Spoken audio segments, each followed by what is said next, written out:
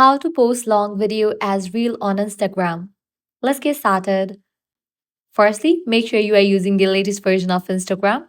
To check that, you can head over to App Store or Play Store, search for the app Instagram, and then update it.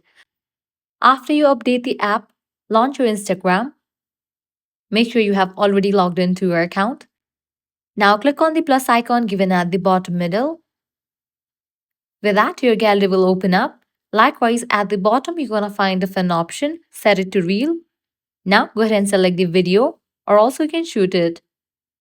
After you select the video, click on next. Now from here, you are able to select the video length, likewise speed and audio. After you do that, click on next. Click on the option edit video. Now from this page, you are able to use these features of Instagram and edit your video. Text, stickers, audio, clips, volume, and all the options given over here. Once you are done with the editing part, click on this icon. Now click on share. Once the video has been uploaded, you can navigate to your profile page and you can see that the video has been uploaded as reel. You can head over to the reel section and check. So this is how you can easily post long videos as reels on Instagram.